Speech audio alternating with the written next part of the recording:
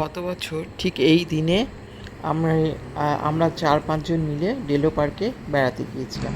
Actually Kalimpong বেড়াতে গিয়েছিলাম, north Bengal থেকে কালিম্পং গিয়েছিলাম, গাড়িতে গিয়েছিলাম। তো আমার একটু শরীরটা খারাপই ছিল, তার মধ্যে মেঘলা ওয়েদার, ভীষণ কুয়াশা, এদিকে বেড়ানোর লোভও তো সামলাতে পারছি না। ডাক্তার দেখাতে হবে, সামনে ডাক্তারকে বুক করাও হয়ে গেছে।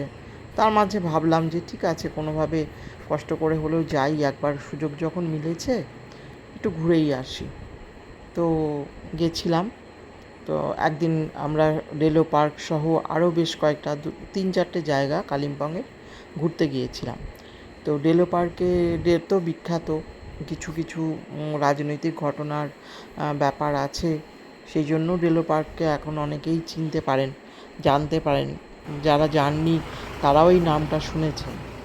যাই হোক, তো সেদিন আমরা আস্তে আস্তে ঢুকলাম মূল ডেলো পার্কের প্রবেশদ্বারে ঢুকলাম।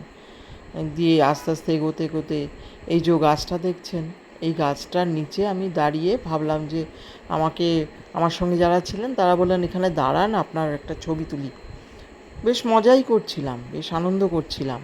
তো এইখানটা ঠিক নিচে এইখানটায় দাঁড়িয়েছি গাছটা ধরে, ধপ করে পড়ে গেলাম।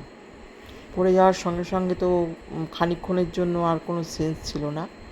যাই হোক, আস্তে আস্তে উঠে দাঁড়ালাম, দাঁড়িয়ে আবার খানিকক্ষণ এগোলাম। খানিকটা হেঁটে বেশ হাঁপিয়ে যাচ্ছিলাম, খুব কষ্টই হচ্ছিল। তারপর ডেলো পার্ক দর্শন করলাম। প্রচুর কুয়াশা, কিছুই দেখা যাচ্ছিল না, ভীষণ আবছা আবছা লাগছে, এখনও দেখতেই পাচ্ছেন।